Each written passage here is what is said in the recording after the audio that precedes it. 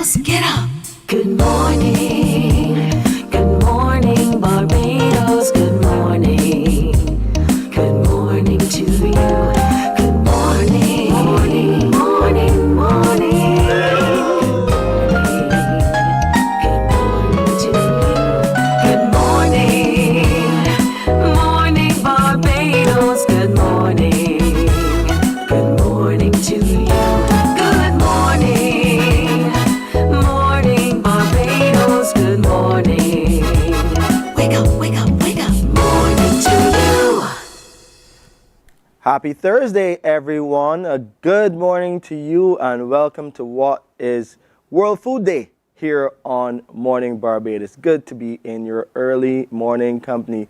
A good special good morning to those of you watching us online as well, whether on Facebook or YouTube channel.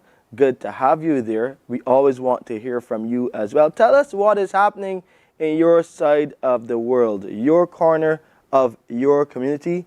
Of course, give us that feedback. Let us share it with those here on the island and let them know what's happening where you are right here on Morning Barbados. It's your chance to connect with us as we celebrate all that is World Food Day. There's another designation for today as well, and we'll get into that in a matter of moments. Talking to you about all that is happening on this Thursday, October 16th. It will be a busy day for many as those involved in all of the activities get into the communities. It's all about helping those in need for sure.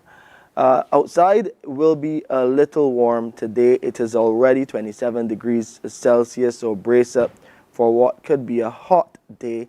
The showers will return or are predicted to return over the weekend. So Saturday and Sunday, you should see some of those showers that we've had for the most part of the week.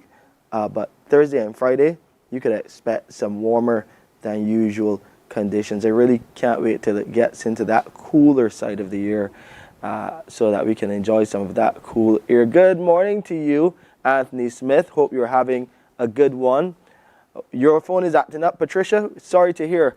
We hope that you get that sorted so that you can keep connected with us. But you can share the comments, and of course, we hope that you can eventually see and hear us where you are. It's good to be in your early morning company. As usual, good conversation to be had today as we talk about all that is associated with World Food Day. It is also World Anesthesia Day, so we'll have a doctor in from the Queen Elizabeth Hospital to talk a bit about what that means and why anesthesia is so important in the whole medical cycle of patient care. Two great conversations there, and don't forget, we are going to show you more of those beautiful murals at Sam Lord's Castle. We're going to go there again, another nearby school, sending their students there, and they've really created another amazing piece. So we want to take you into that space this morning. 6:10 is your time. Let's get into those conversations right here on Morning Barbados. As we talk about, as I said, World Food Day, Rajani Marshall and Michelle Williams here, both from the One Family program. Good morning to both of you. Good morning. Great to have you on. Looking good in your blue. Thank you. Good in your blue for sure. I wish I got the memo so I could join you. But the One Family program, really a great initiative. It's a social intervention under the Ministry of People Empowerment and Elder Affairs. So Michelle, since you're the lady here, give us that understanding about how this One Family program operates to really meet the needs of society. Hey, good morning, Shane, and thanks for having us. We're excited this morning to be here on this World Food Day. The One Family program is a program which caters for 1,000 vulnerable families. We go about doing assessments with these 1,000 vulnerable families. They have been recommended by various organizations, and they are selected based on their needs. So it's a need-based program. So the program provides that targeted assistance. And Yes. on this World Food Day, special day, you have a question that you want people to answer. Yes, indeed. On this World Food Day, we are focusing on the question, we are asking the question, have you ever been hungry? So it's a question that causes us to pause and reflect and empathize and show compassion towards those persons who might be suffering food insecurity. food insecurity. Yes, please. We had that conversation yesterday with some friends from the Ministry of Agriculture. They would have sent one of their partners Yes. from the Food and Agriculture Organization. And of course, their focus is on addressing that, addressing world hunger. For us in Barbados, for the most part, we feel like most of us are taken care of, but there are some people in the community, some of those vulnerable families, Yes. who have to answer that question and actually, in some cases, say yes. When you look at that, and today being that special day, Rajani, what are some of the things that the organization One Family is doing to help those vulnerable families? Well, today one of our initiatives today is our mobile soup kitchen, which will be in St. John, the parish of St. John, starting at 11. We'll be at the Gaw Hill playing field from 11, and then we'll be moving to Welch, Edgecliff, and then Sherburne. Why St. John? St. John, a parish that I like. I always call St. John, St. Philip, St. Lucy, and St. Joseph, the faraway land. But why St. John? Why has the One Family program chosen St. John as the target for today's soup kitchen?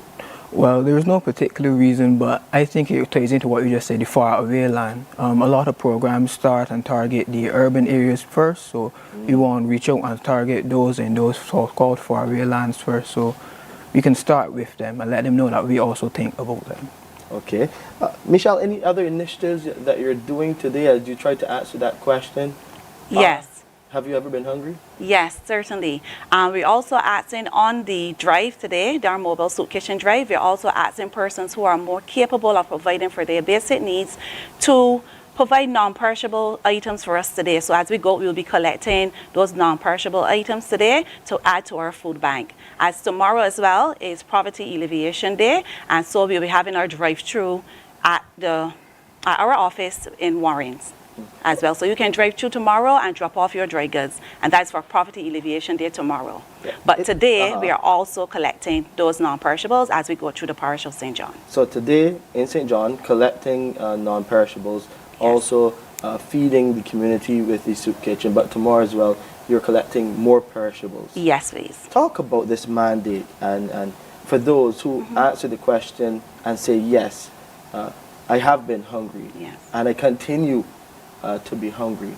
How can those families seek assistance? You mentioned the program helping 1,000 vulnerable families, but you know you really can't cover everyone. Yes, For please. those who feel like they're watching Mornin Barbados right now and say, I feel like if I fall into that bracket, what can they do? Well, those persons can reach out to the Ministry of People, Empowerment and Elder Affairs, and then we can be contacted at 535-1706 or 80. And you can also email us at one.family@barbados.gov.bb or follow us on our Instagram or Facebook pages. But if they have an immediate need, right, they can always come over to the ministry and we will try to assist as much as we can. Or head to St. John today. Yes, Yes, please. Because I'm sure that you will be having those conversations with people as they come, and people may, want that one-on-one hand holding. And when you ask that question, they may say, look, I heard this morning you're putting out that level of assistance for me and my family. We're in need. Talk a bit about how a conversation like that would go, Rajani. Well, the conversation, so I just said some people need one-on-one hand holding, and the conversation would really start with about sustainability, because the program is about empowering individuals to be able to be sustainable and to care for themselves. So another initiative that we will be doing on Friday is handing out grow boxes to some of our vulnerable families. We're working with the Ministry of Agriculture, so the grow boxes will have soil, fertilizer, and some seedlings to promote individuals having backyard gardens and starting to grow their own food, to cut down the food costs. And also, for example, you can have lettuce, thyme, stuff to help you cook. So on that day that you ask yourself, have I ever been hungry? Yes, well, I'm hungry right now. I know I could go in the backyard and look for something to assist. That's amazing. Yes. So really the One Family program and the intervention is also about helping them to move off of this subsistence to a level where they can be independent. Yes. Talk about entering the program and what that looks like. Okay, so entering the program, we follow 7 pillars, and these pillars are identification, family dynamics, education, employment, and income and social, and family dynamics, right? I'll tell you, before you continue, when you said 7 pillars, and I was looking to see if you could remember 7 pillars, I probably could not remember past 3.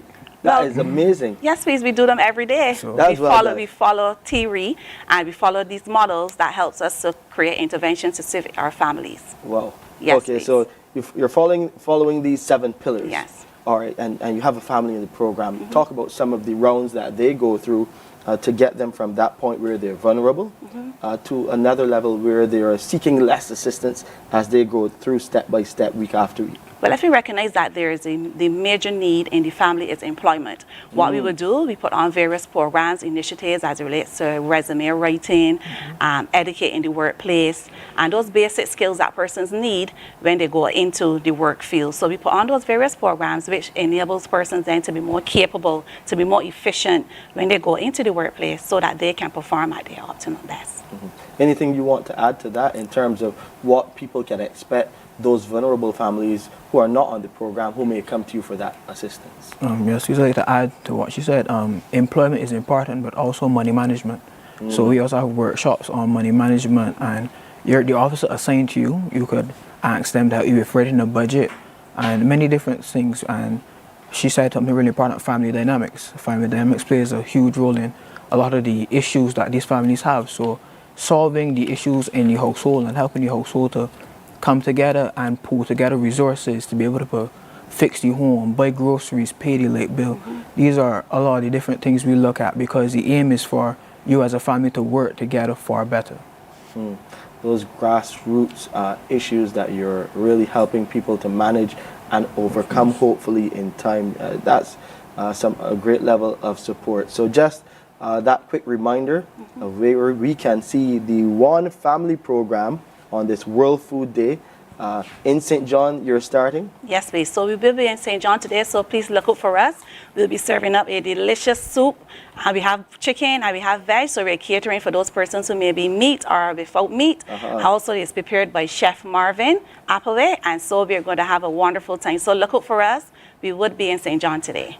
Chef Marvin, I don't understand how you didn't put any cow heel soup in there, but I'm sure it will be definitely delicious. Chef Marvin Applewhite, he's an amazing chef, award-winning chef as well, you know, taking that level of philanthropy to this soup kitchen. Talk about the appeal now for others to sign on to help the One Family Program. Both of you can chime in on this. Well, first I want to give thanks to all those persons who would have joined us today, who would have partnered with us today, the local farmers who would have provided all the vegetables and so on that we would have, the other persons who would have given in kind. We want to thank also Robert's Manufacturing. We want to thank Zephyrins and Perotti Bakeries. We want to thank the Farmhouse Restaurant, Yes. Ison's Vegetable Store, Big Ben's Bar, and also all those that we may have forgotten. But I think, as she said, we're making soup, and soup is a staple of Bajan community, you know. A Saturday, your grandmother could wake up and the soup has in everything, ground provisions, chicken, and the soup really You used to get Saturday soup? Man, sometimes. Wow. Sometimes. I know, Saturday sauce. Saturday sauce? Saturday soup sometimes. Soup as well. Soup as well? Yes. But listen, we're getting some Thursday soup today thanks to the One Family Program, a great initiative of the Ministry of People Empowerment and Elder Affairs to really take care of 1,000 vulnerable families across Barbados, even more, because you know some may fall through the cracks, but it is good that we have a level of assistance and a program like this to address those needs in our community. Thank you both, Rajani Marshall and Michelle Williams from the One Family Program, for coming and sharing with us on Morning Barbados. All the best for today. I know the soup will be tasty. And for those of you coming, you know that you can lend some assistance as well. Walk with those non-perishable goods, of course, to donate to the One Family Program. And then there's a drive tomorrow again. Just quickly remind people where to bring those non-perishable items. Tomorrow? Yes. Yes, please. So tomorrow you can deliver the items to our drive-through pick up tomorrow, which is at our Warren's Complex. Warren's We are Complex. right behind Massey, right opposite Price Smart, the pink building. Pink We building? will be there from 7 a.m. until 6 p.m. tomorrow. The pink building right behind Massey? Yes, please. All right, that is a good location in terms of to pinpoint where something is. Yes. So thank you again Thank for you sharing, for Michelle and having us. Rajani. Thank you for The having Warm us. Family Program coming to St. John today with some soup. You go there by the Gull Hill playing field and enjoy all that is associated with that. And of course, those of you who can give, please do so. Get those non-perishable items ready for today and then the drive-through tomorrow. A lot to talk about. World Food Day, it is here on Morning Barbados, so more food conversations and how we really build food security here in Barbados for the entire population. It's also World Anesthesia Day, as I said, and we will get into that chat right here on Morning Barbados to tell you all that is in the medical field associated with anesthesia. Morning, morning, morning. Good morning. Good morning to you.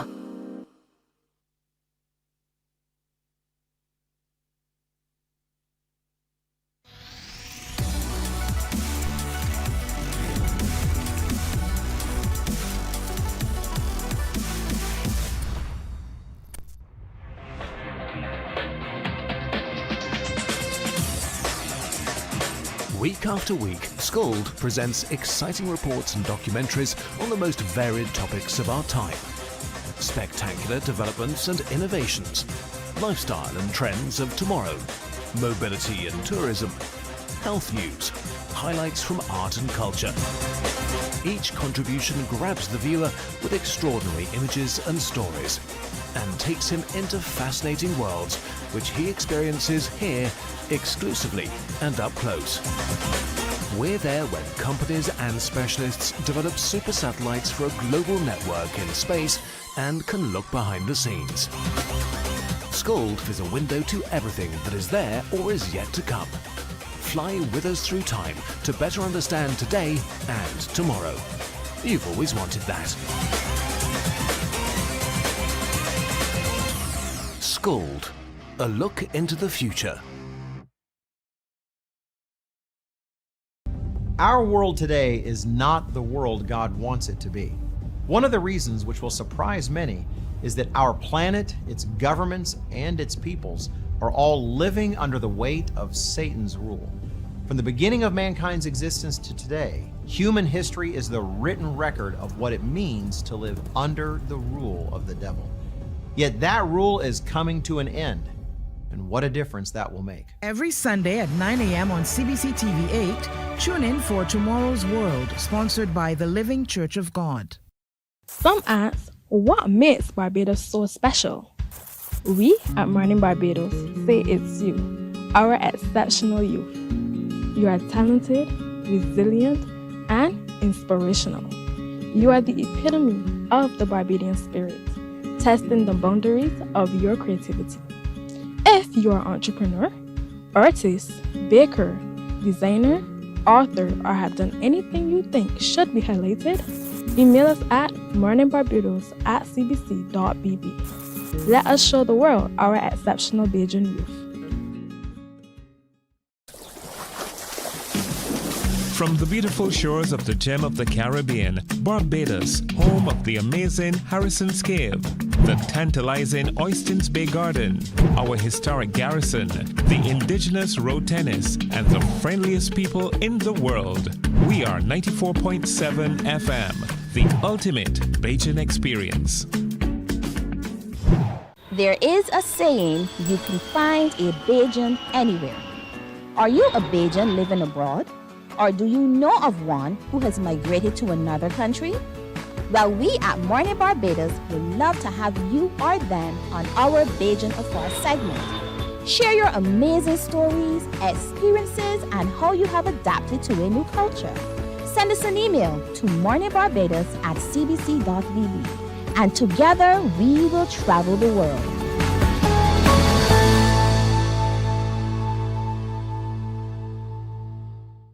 God will not give you a job. God will not call you to do something and then not give you the capacity to have it, to make it happen.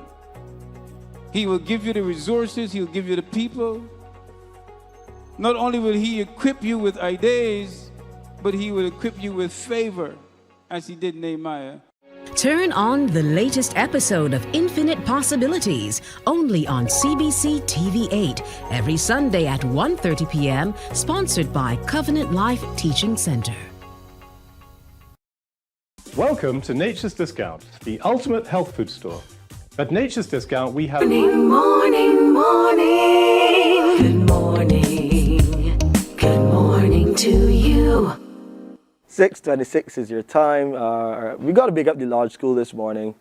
Shout out to that school in St. John. Everything happening in St. John today. The World Food Day, and of course One Family Program taking the soup kitchen there. So look out for that.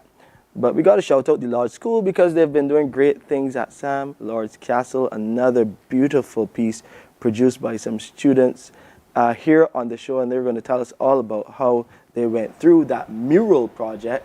And you'll get to see it right here, of course, on your favorite morning show. So I got to welcome the students here with me, Marley McDonald. Good morning. Good morning. How are you doing? I'm good. And these are apparently the most soft-spoken students on earth. On earth. Zena Moore? Good morning. Good morning. You're well? Yes, please. All right. We're going to get to talk about all the work that y'all did at Sam Lord's Castle. And their teacher, Faye Martindale, here as well. Taking them through their paces, and you did that very well over in St. Philip. Amazing stuff, and you'll get to see that amazing work right now here on Morning Barbados. Let's just first take a look at a time lapse that they did looking at this beautiful mural created at Sam Lord's Castle. Here's a look. We'll get into that in a matter of moments. So let's talk about the project first. Zena, how was it for you creating what is now a masterpiece at Sam Lord's Castle?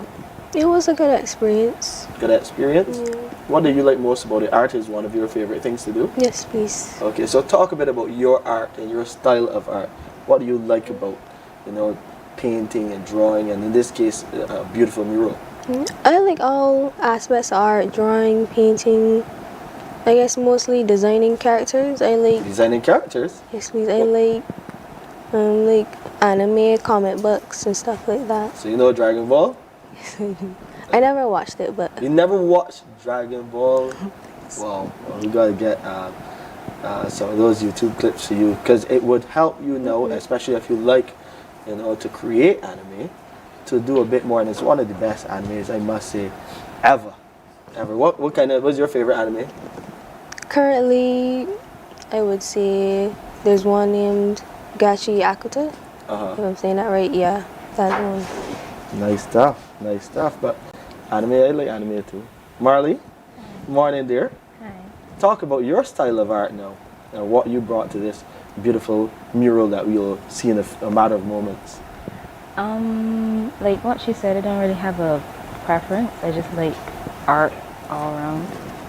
I always liked art. So. Okay, so you like art. What was your favorite thing to draw? I sometimes draw landscapes and characters. Landscapes?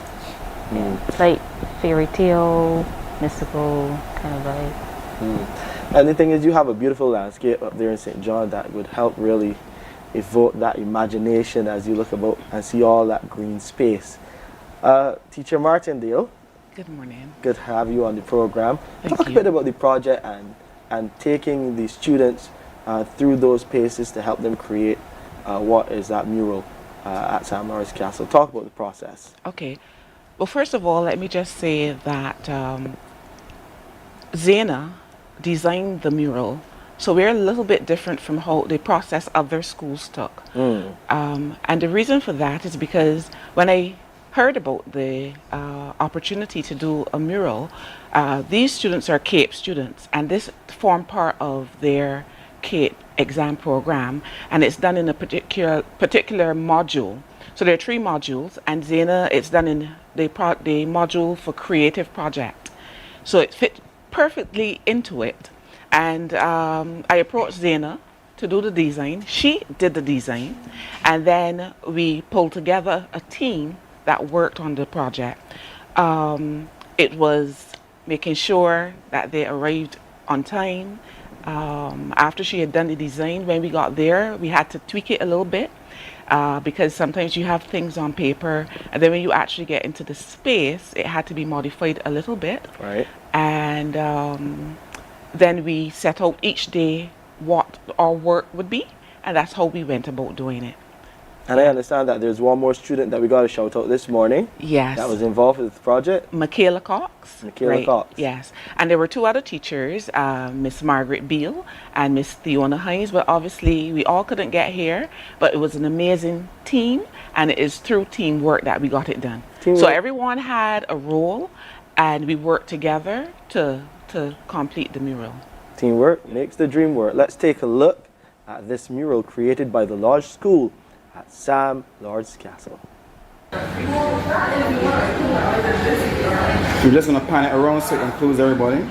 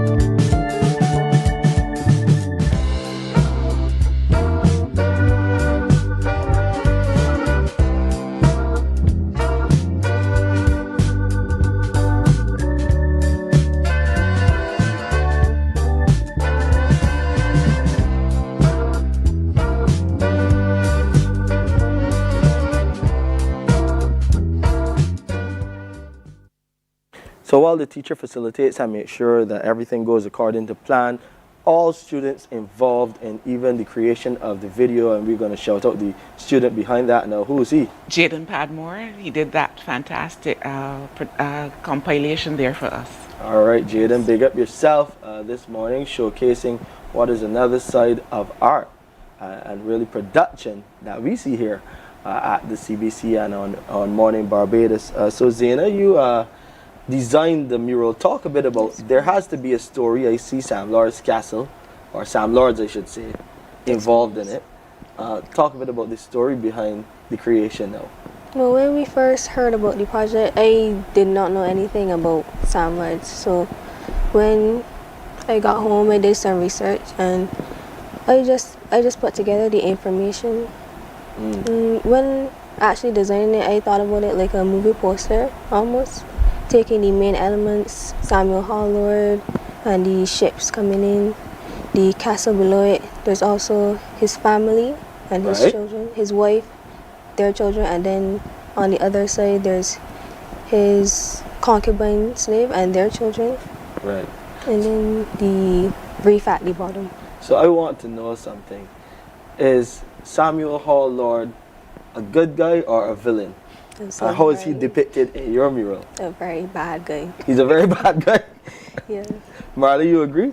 You did research on Samuel Hall Lord as well? What I found out, I heard from her, and I would say he's not necessarily that good of a person.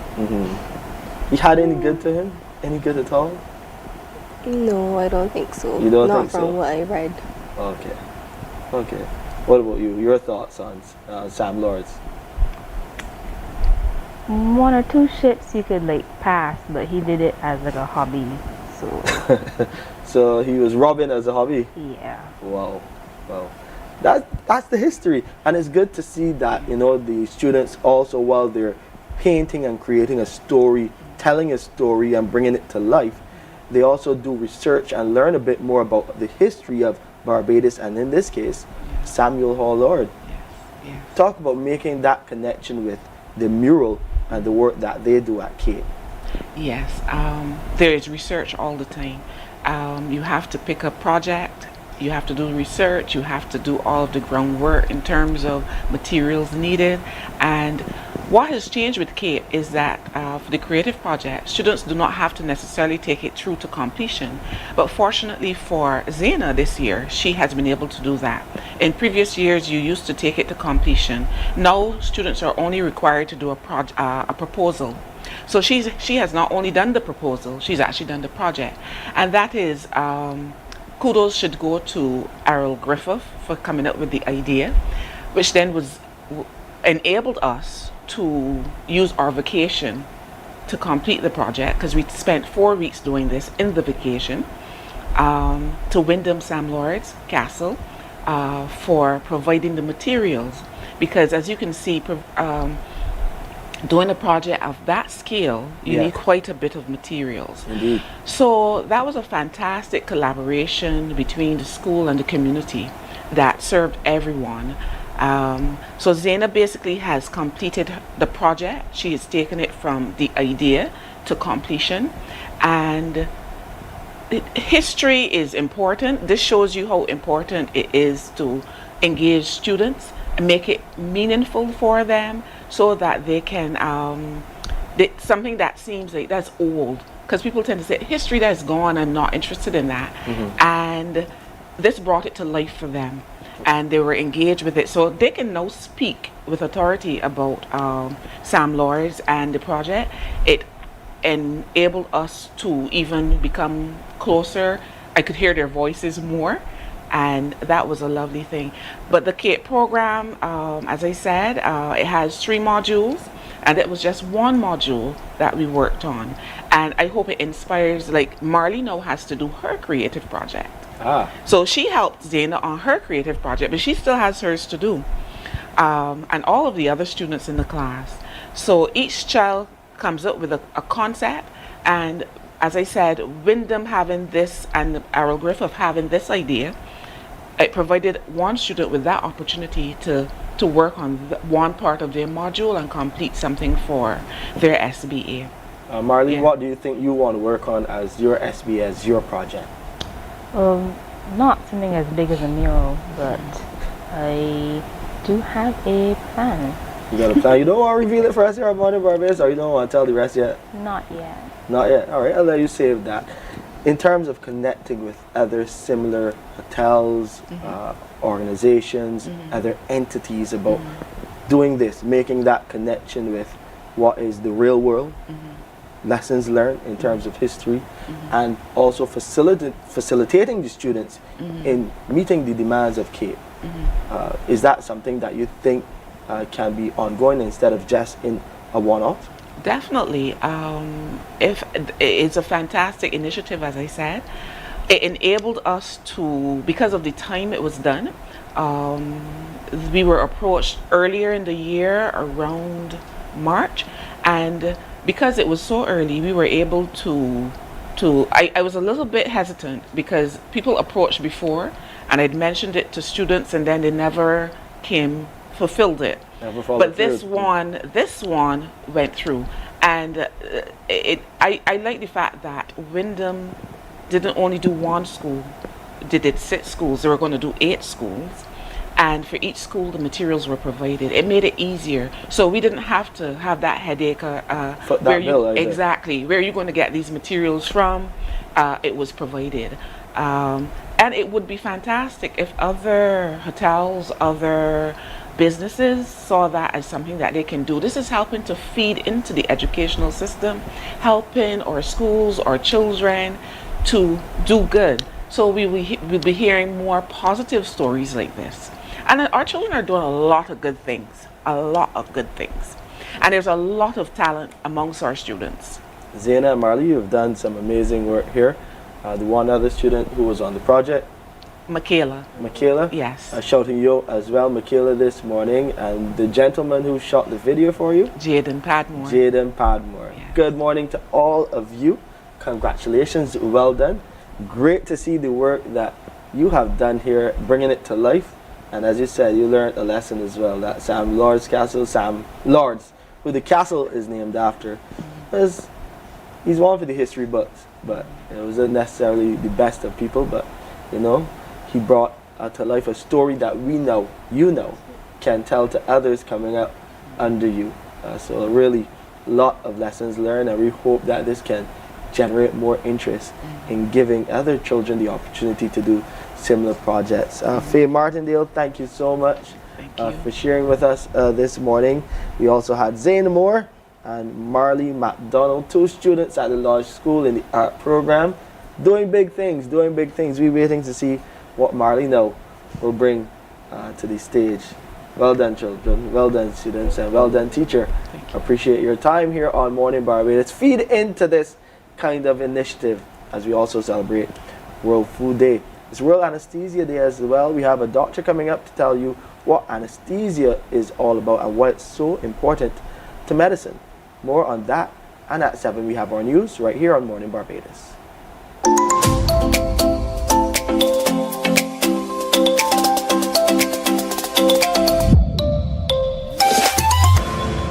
That segment of Exceptional Youth was brought to you with the kind compliments of the Student Revolving Loan Fund. Financing education the easy way. Welcome to Nature's Discount, the ultimate health food store. At Nature's Discount, we have thousands of quality products at great prices. Hi guys, Dottie here with Nature's Discount, and today we are talking about Solar Ray Microbiome Probiotics and why you should be taking them. And we have well over 3,000 amazing products to help you get healthy. For your health tips, tune in to CBC TV 8 every Monday, Tuesday, and Thursday for Nature's Discount, sponsored by Get Healthy Incorporated. 98.1 The One, your number one party station.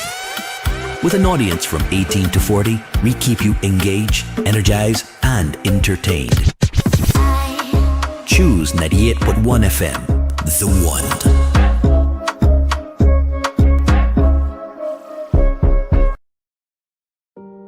Hey there, it's Mahalia. I want to share something that might be really helpful. If you're feeling anxious, overwhelmed, depressed, or lonely and have no one to talk to, call Lifeline Barbados. We all face struggles at times in our lives. You're not alone. There's no need to feel ashamed or embarrassed. It's okay to reach out for support. Lifeline Barbados is completely confidential. No one else will know you called. They're there to offer a caring ear and guidance without judgment. And fellas, I want you to know asking for help is a true sign of strength. It takes real courage to reach out. You can also call Lifeline Barbados if you're worried about loved ones who are struggling and you need advice on how to support them. There's a saying, a problem shared is a problem halved, but not everyone has someone they can confide in. That's why Lifeline Barbados exists, to be there for you or someone you care about during tough times. Save this number. Lifeline Barbados is just a call away. Remember, you can reach out whenever you need to talk. Books open your heart, your mind, and your soul. They are educational, entertaining, inspiring, and motivating. Are you an author of a recent book you want to share? Then Mornin Barbados would love to feature your book in our The Next Chapter segment. Send us an email to morninbarbados@cbc.bb. That's morning without the G. Come and let us turn those pages together.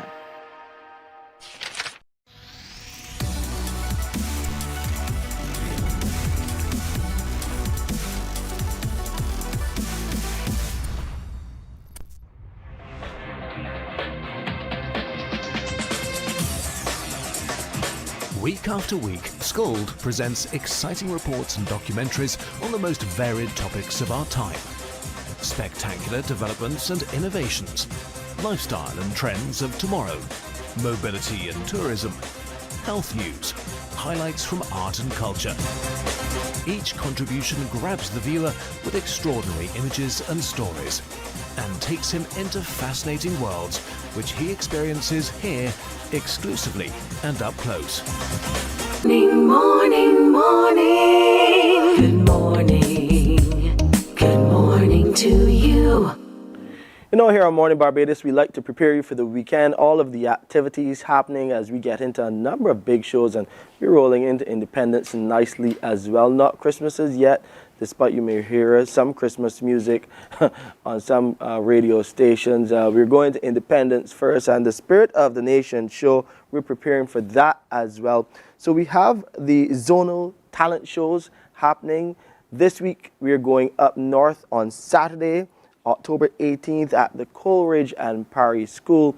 The action starts at 6 p.m. And to tell us all about it, we have Shamila Scantlebury. Shamila Scantlebury. She's here with us to tell us all about what is happening up north as those talented individuals get ready to hit the stage. Prepare us for what is to be had on Saturday at CP. Good morning, Shane. Good and good morning, St. Lucie and the Northern Zone and Barbados. Now, I believe that this show is going to be exceptionally great. We have talents. It would be like we're showcasing the best talents of the North. Some of the best talents of the North, because I believe we still have some on-earth talents out there. But I believe that this show is going to give you a taste of what is going to come for the Spirit of the Nation show. We have talents from St. Andrew, St. James, St. Peter, and St. Lucie.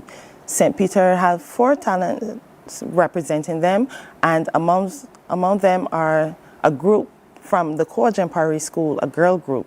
And I have heard they perform before, and they are wonderful. What are they performing? I saw 2 of the young ladies. They were singing. They were at school. They sung, and there's one playing the guitar. Okay. I'm not sure if it's bass guitar because I'm not talented in that area, but they were really all-girl group. They're all-girl group. They were really exceptional.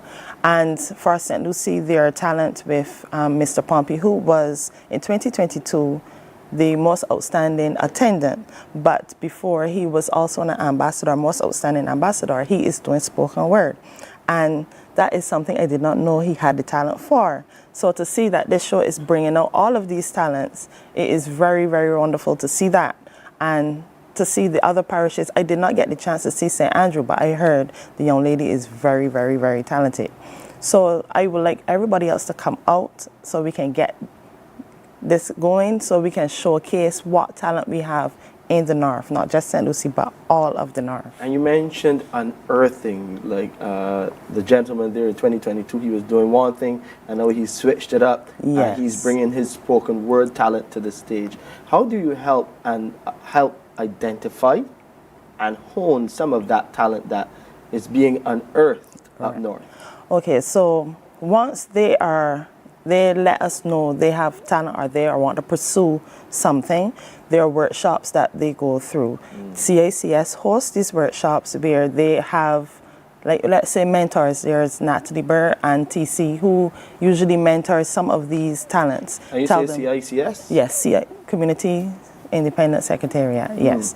They put on workshops where we have professionals come in, they sit down, they listen to them, they give them advice, give them pieces on what they can, how they can improve. And I believe that that is one way to help these youngsters bring out their, or you could say, bring forth their talent. Yeah, and bridge that gap from off stage to what we will see on stage. Yes. Talk about preparing it, CP, for the show as well, and getting the school ready to host those who will come, and of course support the participants on stage. Okay, so before there were a number of site visits done by CICS.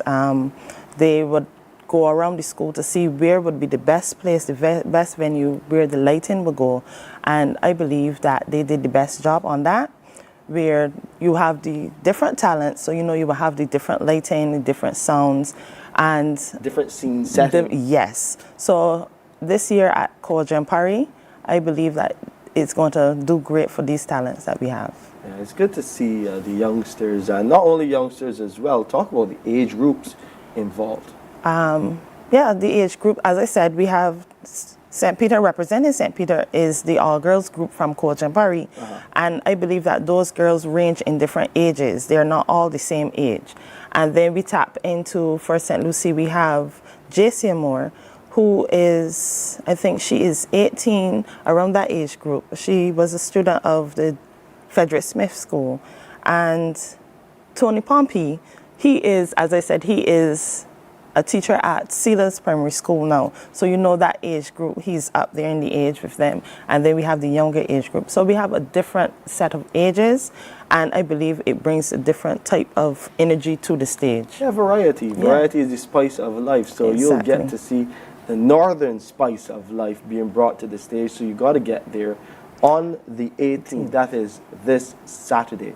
Do you have to get tickets? What do you have to do? The show to come and is enjoy free. the show? It is totally free. Only thing you have to do is come and buy some food. So on our menu, we have burgers, hot dogs, chips and chicken, fish cakes. We have a number of drinks that you can just come, sit down, bring your family, enjoy, and have that atmosphere. And, you know, the men aren't always great with colors. You know, we ain't too good with identifying colors. This color is jade. This jade is jade for so St. Lucie. Jade for St. Lucie. So what are the other colors now for the northern parishes so that people can wear the colors to rep their parishes? All right, so St. Lucie is jade.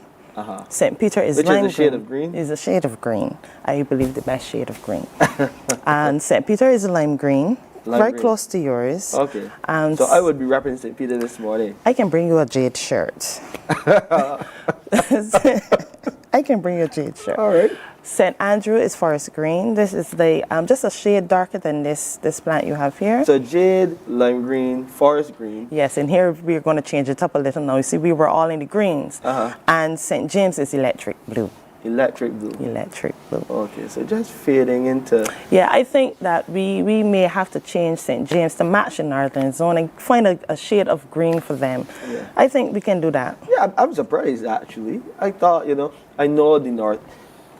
The people in the east, they like the south, so all of them come in with similar colors. You know, I really know the people in St. Michael, we are, you know, a bit all about the place. But the people up north, it is a real community Close-knit, spirit. yes. Yeah, a real close-knit community spirit. Very so you much got to so. find that shade of green. For St. James, I believe so. To bring them directly in the family. But I believe that the electric blue, they are on the west coast with all the beautiful shade of blue for the sea. So I believe that is what, yes. All right, so it makes sense. It makes sense. But listen, you need to get out. We've given you something else to go and enjoy this weekend. Coleridge and Paris CP is the place, 6 p.m. You gather there in your color. Go rep your parish. If you're supporting St. Peter, it's lime green. If you're supporting St. Lucie, you know the color? Jade. It's jade. If you're supporting St. Andrew, it's forest green. Forest green. And then blue for St. James. So get up and go and just enjoy what's another amazing stage for the talent of Barbados to be showcased. There is CP.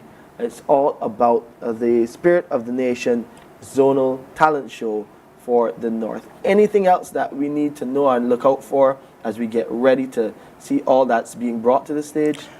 Well, not really. I just want you to come out to the show and see all of this talent that we have in the North, because I believe you're going to be in for a fantastic show. What happens after? Okay, so after the zonal show, when the participants are picked to go over now, they will go on to the big show, which will be the final, which is at the Spirit of the Nation show. So then there, they will be representing our parishes on the grander and the bigger stage. So they're going to choose 5, which originally 5 talents that will go through to the finals.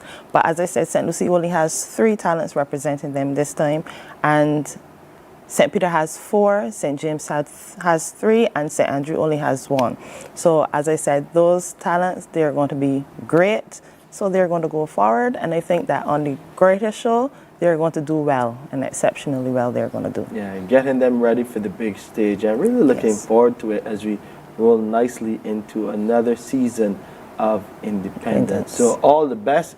I mean, you have like 48 hours. When I say you and the teams from up north to get ready for the stage, we're definitely looking forward to it. Thank you, Shamila, for coming and sharing with us. Shamila Scantlebury, she's the chair of the St. Lucie Parish Independence Committee, wearing her jade, supporting her parish. Yeah, big up those in St. Lucie, up north, watching us here on Mornin Barbados. And we're not leaving you out, St. Peter, St. Andrew, and of course, on the west coast, where you are blue, St. James. Beautiful beaches there. Thank you for coming and sharing with us on Mornin Barbados. 6:57 is your time. Of course, we're celebrating everything that is World Food Day, so we'll have a bit more to share with you on that. And in the second half of the show, we're going to talk to a very special doctor in anesthesia who's celebrating, and there's a special event too at the Queen Elizabeth Hospital today, sharing more education about that side of the profession. But in a few minutes, we're rolling up nicely to our news at 7. Morning, morning, morning. Good morning. Good morning to you.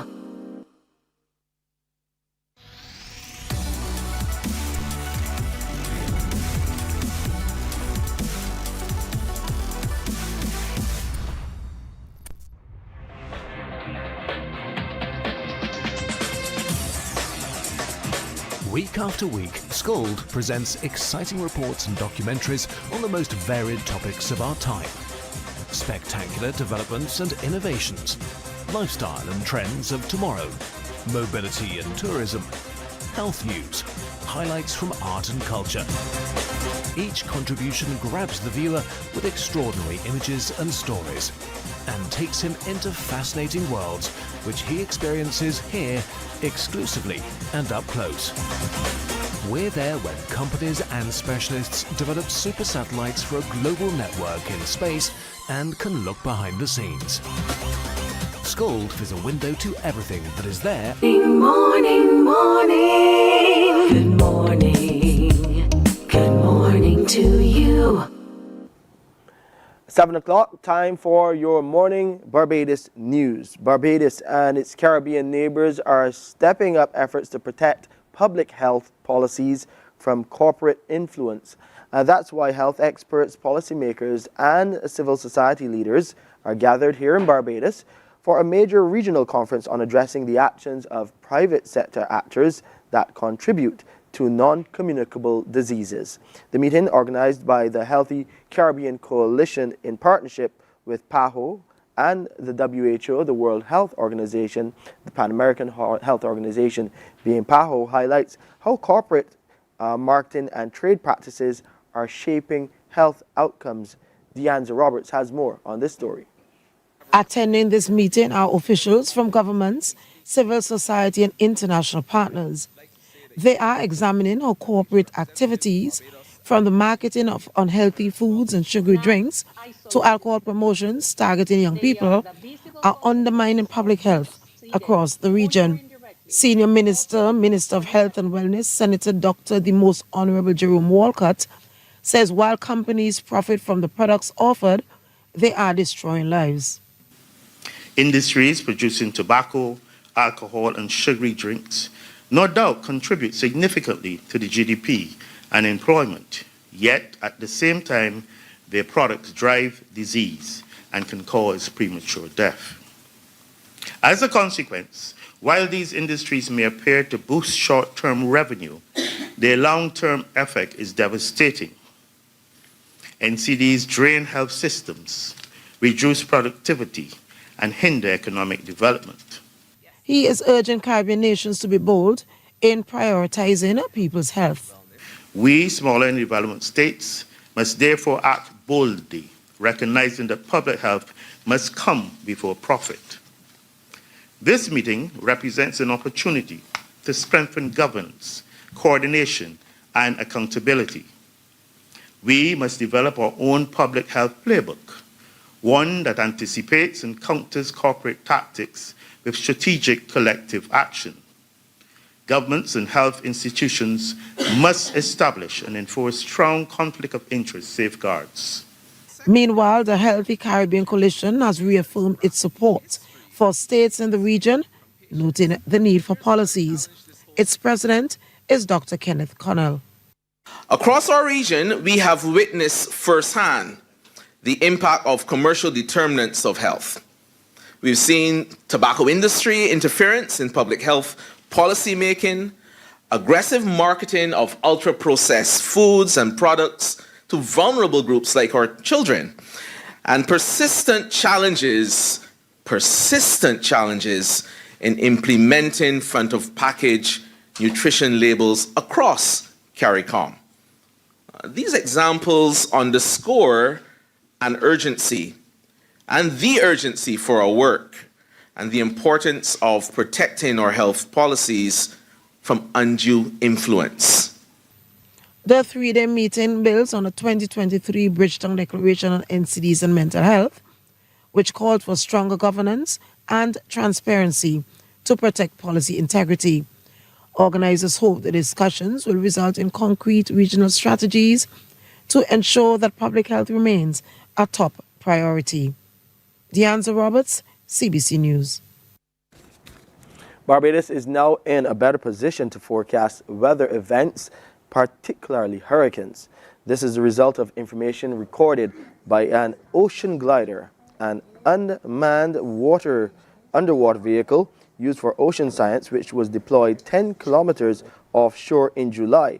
The unique scientific initiative is being led by the Caribbean Institute of Meteorology and Hydrology, the CIMH, in collaboration with Rutgers University Center for Ocean Observing Leadership, the University of the Virgin Islands, and the IOC of UNESCO Subcommission for the Caribbean and adjacent regions.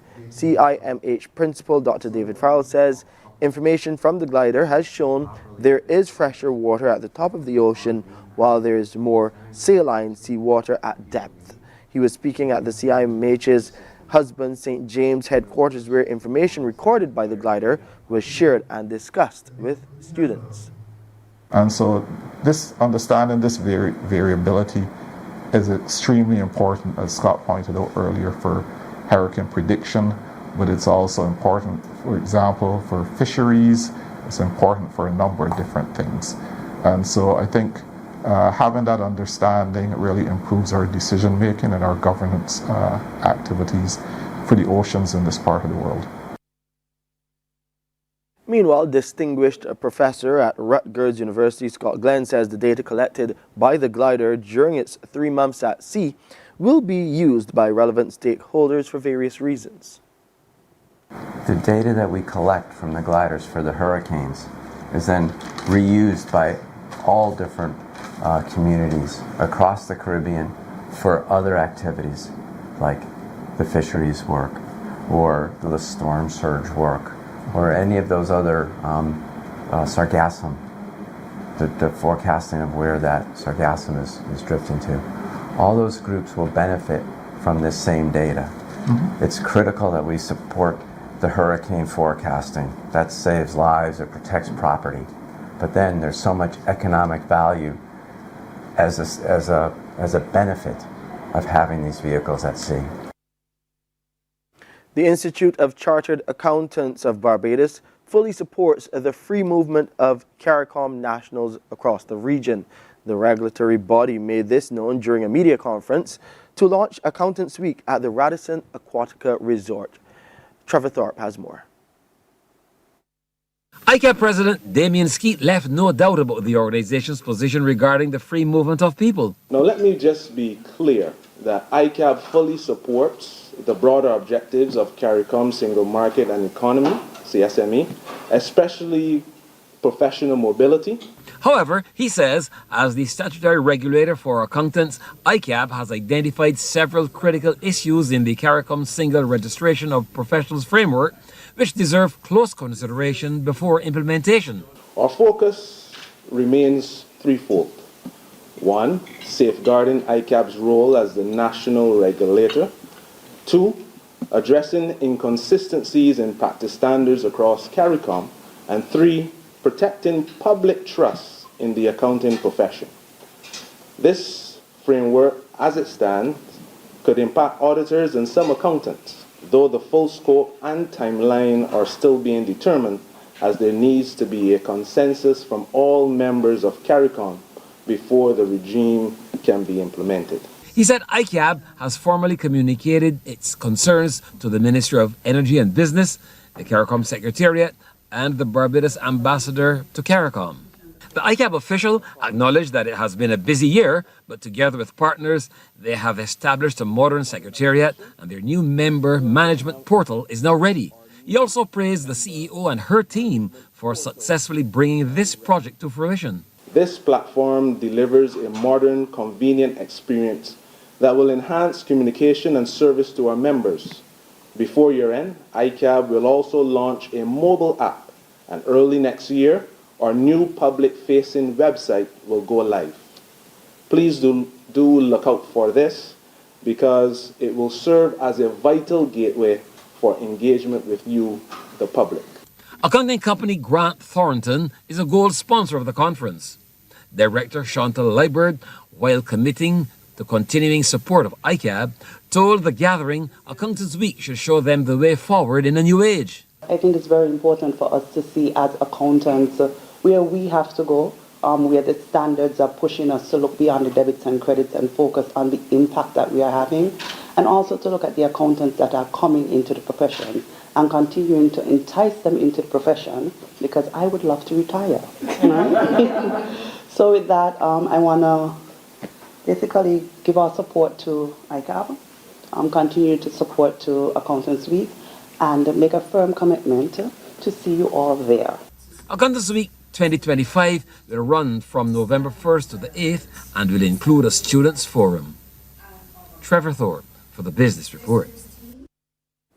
Sporting news now. Barbadian coaches are benefiting from the knowledge of two prominent track and field facilitators who are currently on the island conducting practical and theoretical workshops in collaboration with the CIBC National Junior Development Program. Yesterday, the coaches took part in a few sessions as part of 3-day throws and hurdles exercise at the Usain Bolt Sports Complex. Jamaican elite coach Corey Bennett explained that his aim is to help local coaches organize training regimes, write better programs, and to get the athletes now to perform their best at their to their best abilities.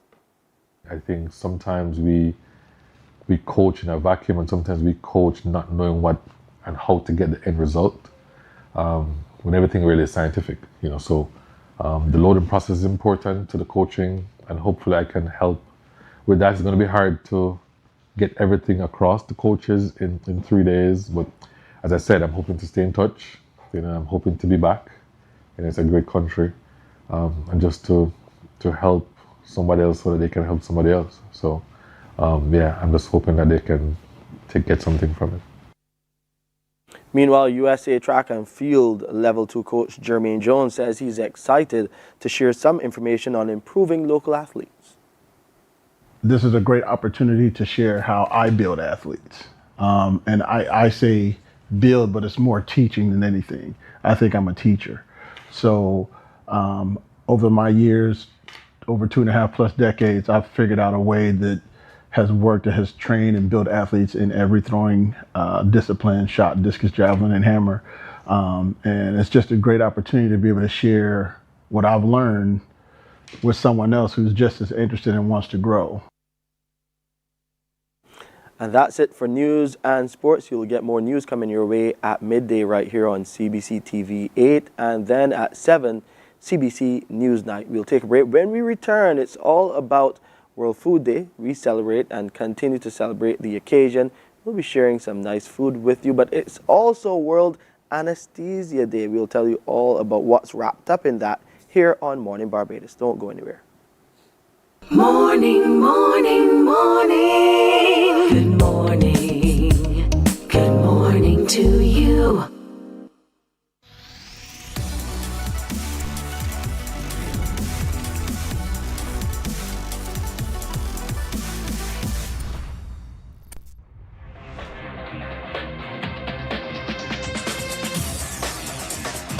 Week after week, Scold presents exciting reports and documentaries on the most varied topics of our time. Spectacular developments and innovations, lifestyle and trends of tomorrow, mobility and tourism, health news, highlights from art and culture. Each contribution grabs the viewer with extraordinary images and stories and takes him into fascinating worlds which he experiences here exclusively and up close. We're there when companies and specialists develop super satellites for a global network in space and can look behind the scenes. Scold is a window to everything that is there or is yet to come. Fly with us through time to better understand today and tomorrow. You've always wanted that. Scold, a look into the future. Our world today is not the world God wants it to be. One of the reasons which will surprise many is that our planet, its governments, and its peoples are all living under the weight of Satan's rule. From the beginning of mankind's existence to today, human history is the written record of what it means to live under the rule of the devil. Yet that rule is coming to an end.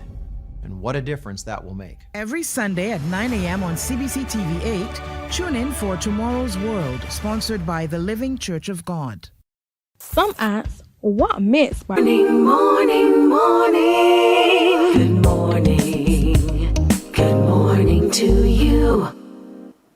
It's all about celebrating World Food Day, yes, but also it's World Anesthesia Day, and that's why we have Dr. Carisha Hinkson here with us on the show, one of our doctors at the Queen Elizabeth Hospital. Good to have you. Hi, thank you for having me. Talk about everything anesthesia this morning. Big celebrations planned, and you're celebrating 170 years of advancing patient safety.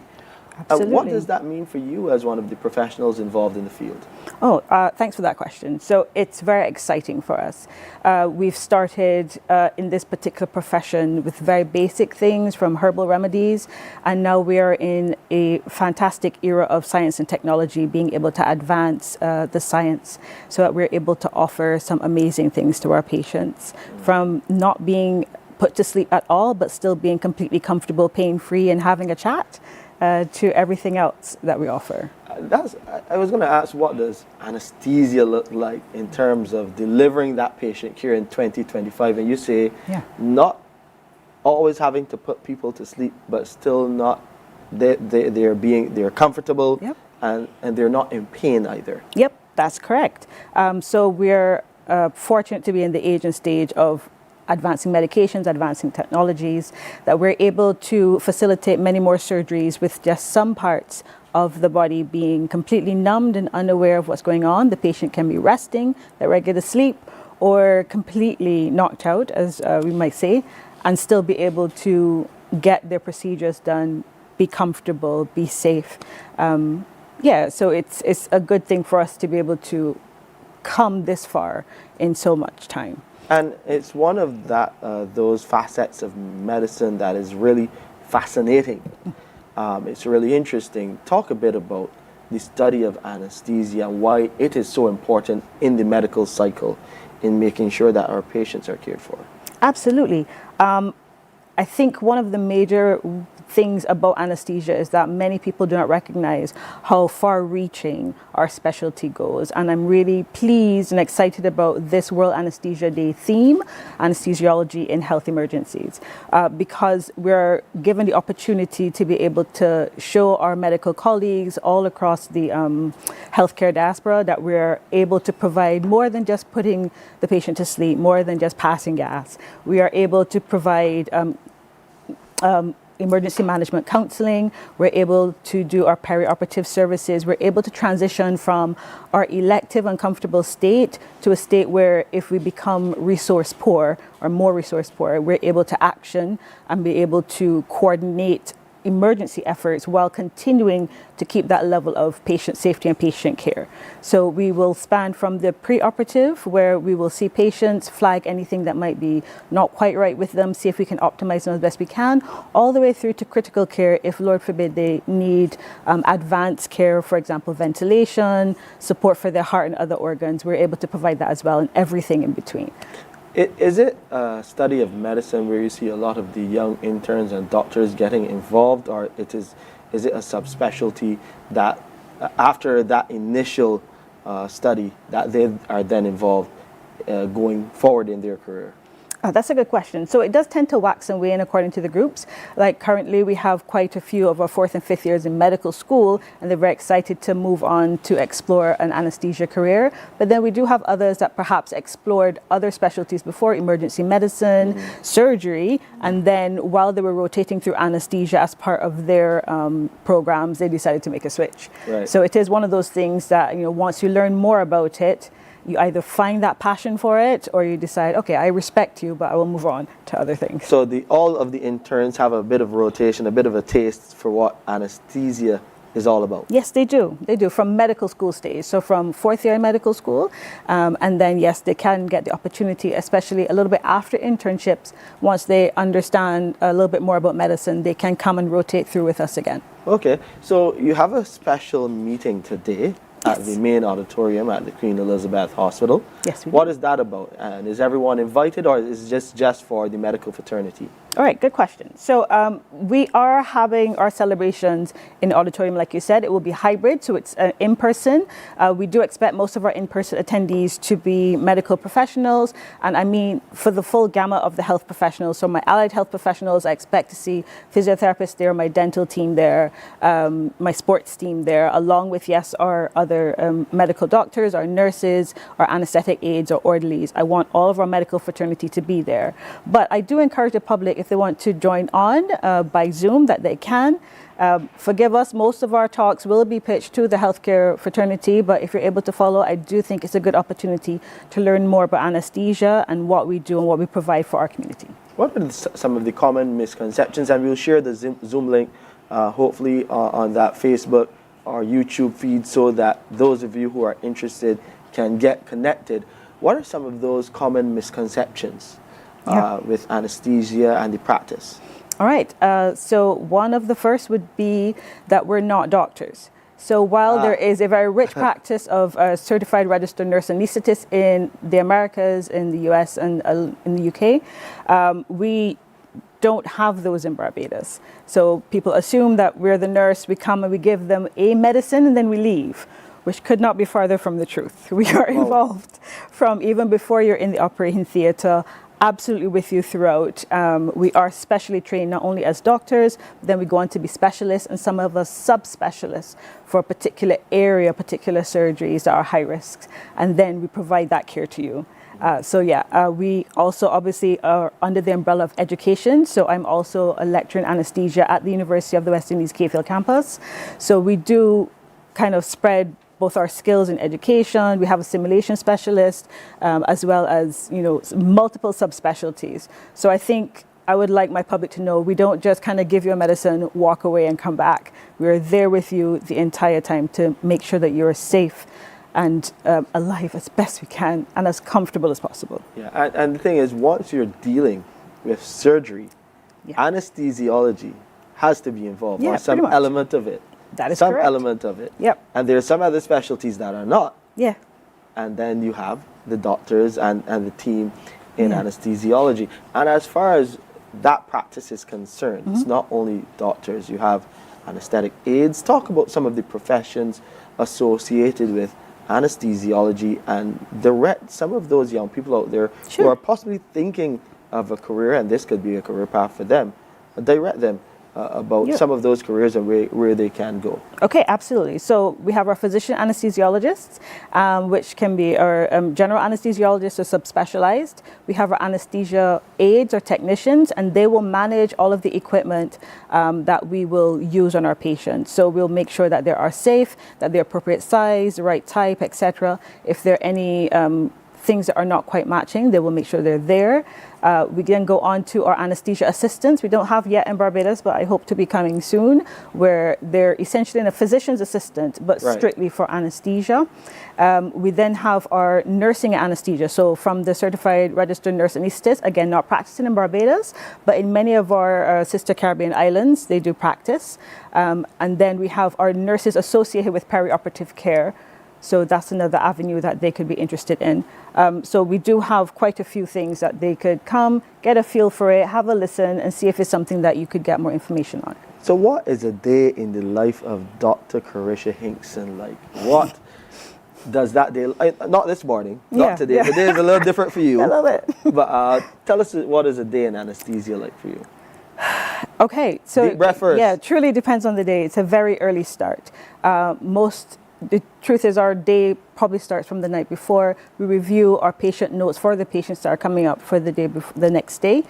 We get to the operating theater quite early because we know we have to prepare for not just the first patient coming, but for the entire list. We do a cross-check with all of our team because we are team leaders in our own right. So make sure that, you know, we are having a good plan with the surgeon, with our anesthetic aides, with our nurses, to make sure we have a good flow of things and make sure patient safety is the center of everything that we do. And then after we do our list is usually quite high-paced, particularly our Thursday list, quite high-paced. Thursday? Yeah, my list is usually on Thursdays. And we will often go quite into the night just to make sure that we get all of our patients covered.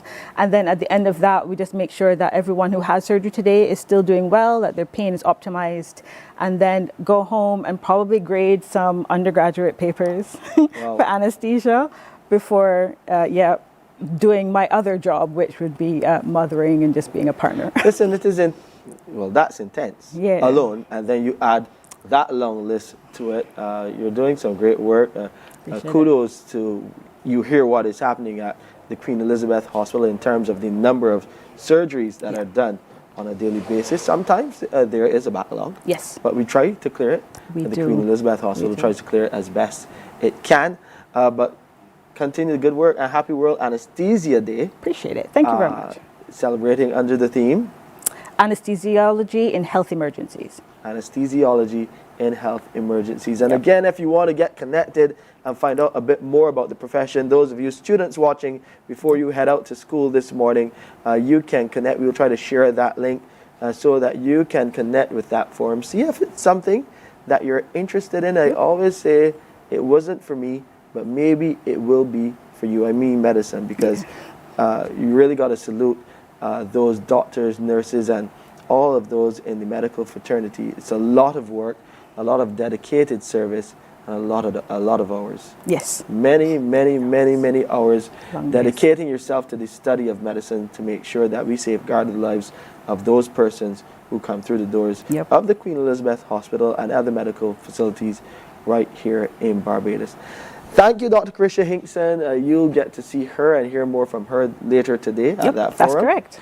Yes, so you can look out for that. And of course, we'll share the information as it comes to us here on Morning Barbados. 6:24 is your time, celebrating World Anesthesia Day with all involved in that side of the medical fraternity. And we continue to celebrate World Food Day right here on the show, and we'll show you where we go next. Stick around. We have some amazing food to showcase right here on Morning Barbados. Morning, morning, morning. Good morning. Good morning to you. Some ask, what makes Barbados so special? We at Mornin Barbados say it's you, our exceptional youth. You are talented, resilient, and inspirational. You are the epitome of the Barbadian spirit, testing the boundaries of your creativity. If you are an entrepreneur, artist, baker, designer, author, or have done anything you think should be highlighted, email us at morninbarbados@cbc.bb. Let us show the world our exceptional Bajan youth. From the beautiful shores of the gem of the Caribbean, Barbados, home of the amazing Harrison's Cave, the tantalizing Oystins Bay Garden, our historic garrison, the indigenous road tennis, and the friendliest people in the world. We are 94.7 FM, the ultimate Bajan experience. There is a saying, you can find a Bajan anywhere. Are you a Bajan living abroad? Or do you know of one who has migrated to another country? Well, we at Mornin Barbados would love to have you or them on our Bajan Affair segment. Share your amazing stories, experiences, and how you have adapted to a new culture. Send us an email to morninbarbados@cbc.bb, and together we will travel the world.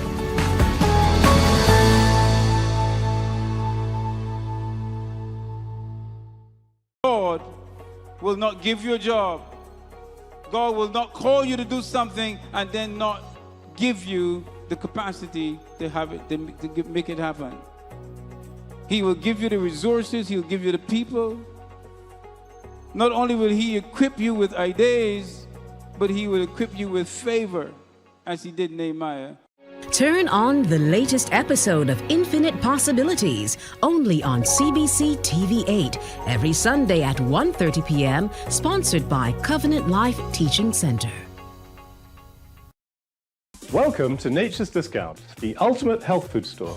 At Nature's Discount, we have thousands of quality products at great prices. Hi guys, Dottie here with Nature's Discount, and today we are talking about Solar Ray, microbiome probiotics, and why you should be taking them. And we have well over 3,000 amazing products to help you get healthy. For your health tips, tune in to CBC TV8 every Monday, Tuesday, and Thursday for Nature's Discount, sponsored by Get Healthy Incorporated. 98.1 The One, your number one party station. With an audience from 18 to 40, we keep you engaged, energized, and entertained. Choose 98.1 FM, The One.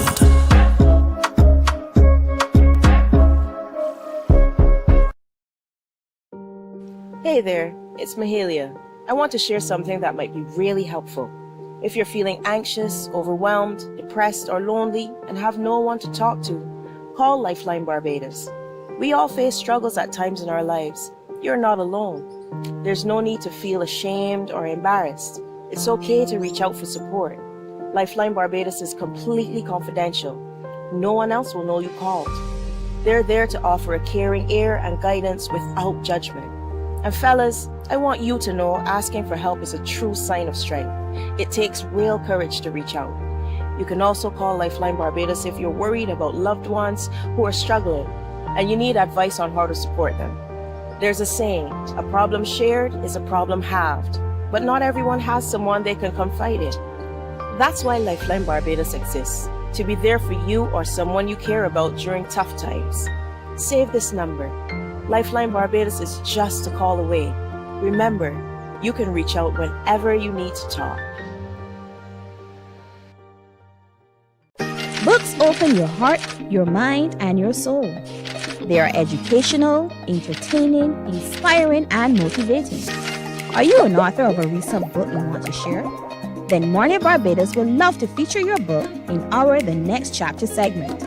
Send us an email to morninbarbados@cbc.bb. That's morning without the G. Come and let us turn those pages together.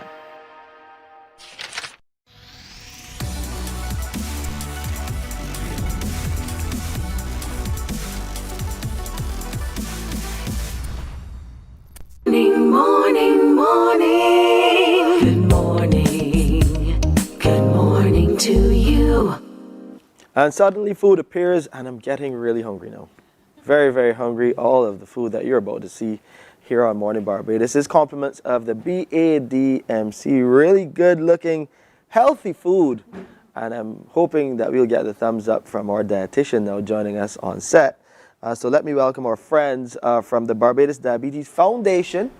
They're very busy, I'm hearing, meeting the needs of those living with the condition here in Barbados. So a big welcome to Marsha White, the General Manager of the Barbados Diabetes Foundation, and Victoria Cox, Registered Dietitian with the Foundation. Good to have you here with us. Thank you on so Morning much. Barbados. So, Thanks, Shane. Nice to be Dietitian, here. very quickly first. This food is okay? Oh, You're yeah. good with Yeah, this food? 10 out of 10. 10 out of Thumbs 10. up, yeah. All right, so we're looking good as far as the food and veggies are concerned. I see some bananas that are green, but I don't know if they're green bananas or just bananas that are not right. We got some cassava. We got to do a special session on how to peel cassava. Yeah. People don't know, including myself. Including me. Yeah, I'm not really. And there's some pawpaw in there as well. Yeah. Some butternut squash, maybe some sweet potato. Spinach, looking good. Yeah. And the sweet potato, I'm glad you mentioned that as well, because as far as I understand, and you're here to educate us and the viewers on Morning Barbados, sweet potato is okay for people living with diabetes, or I should take that to the dietitian too? Sure.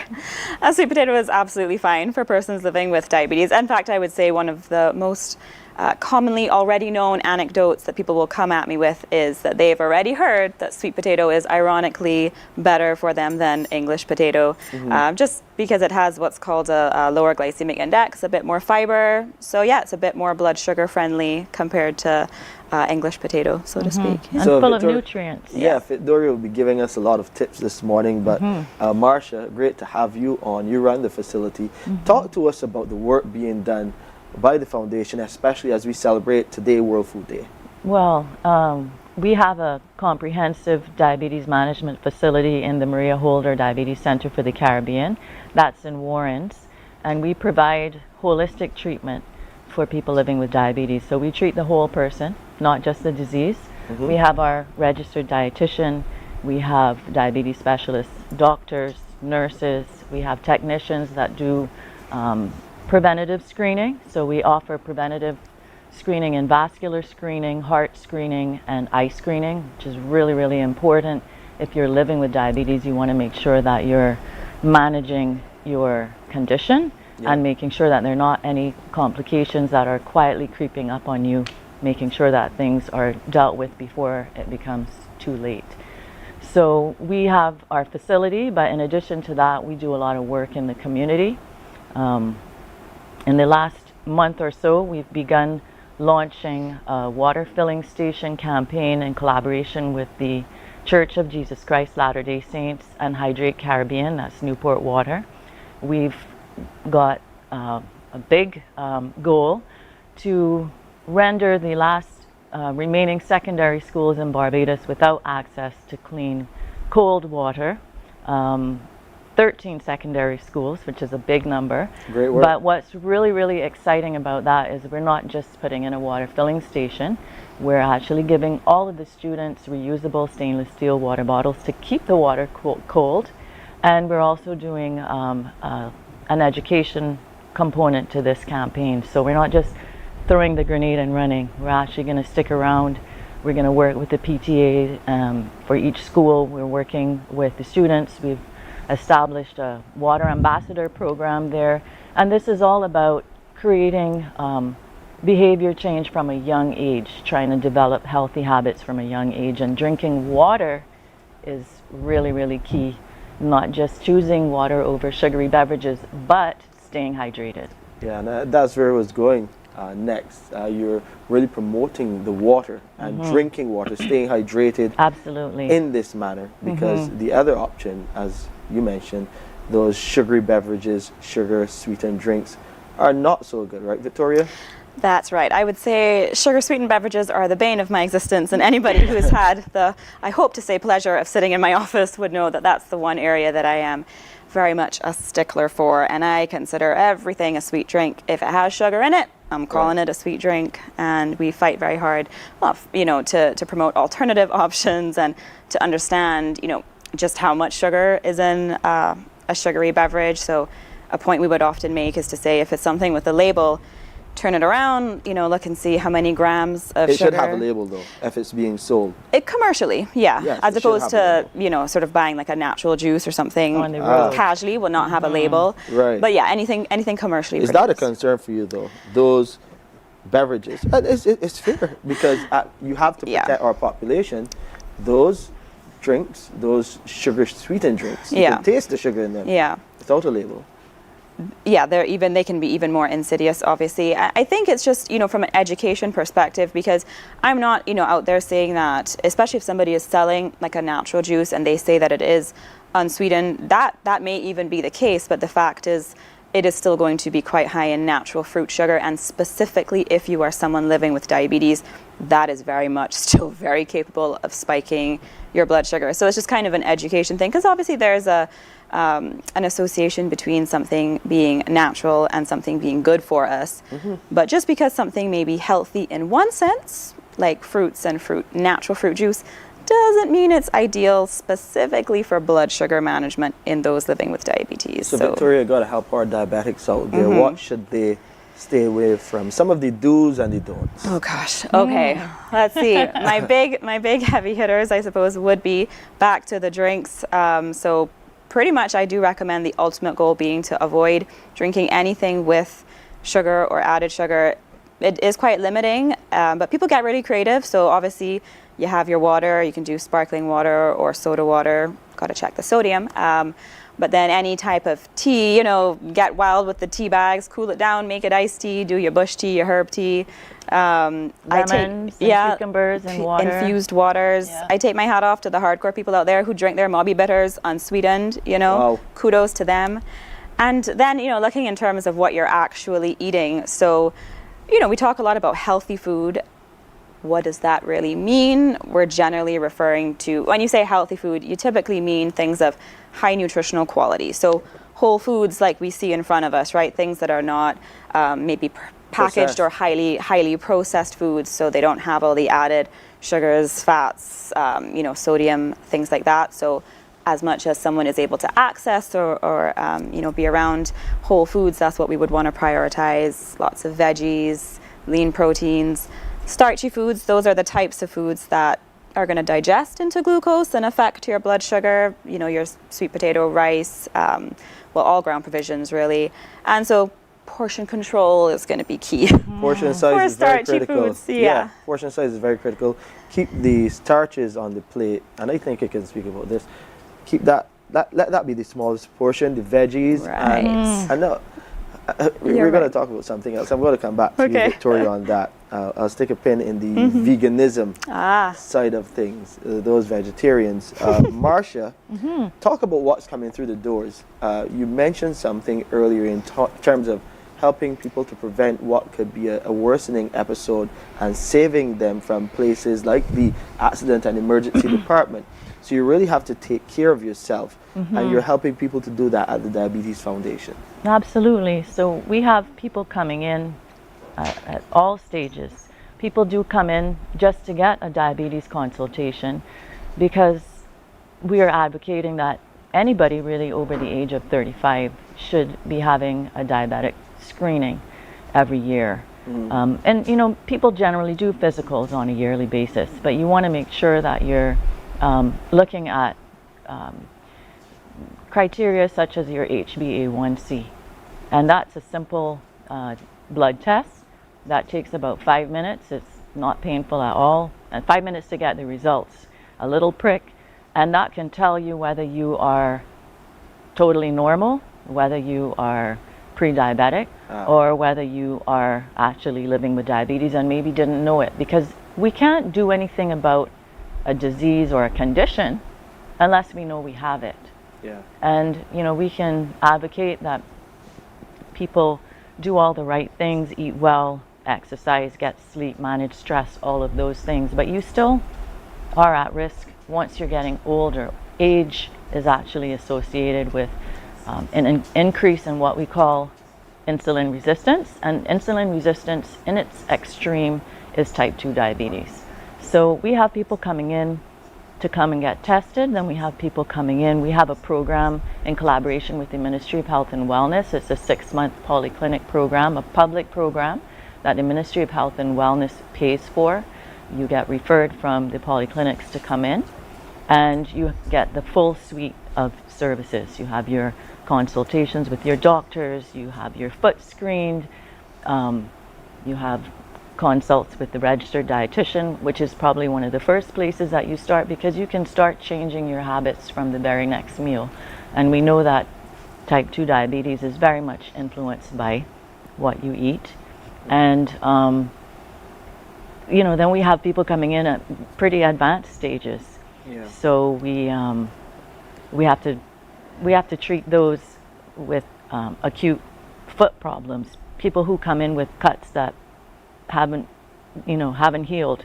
There's a lot of people who get referred to us from the polyclinic system to come in and get their wounds taken care of. So there's like the whole spectrum, and as I said before, we do offer preventative screening, which is another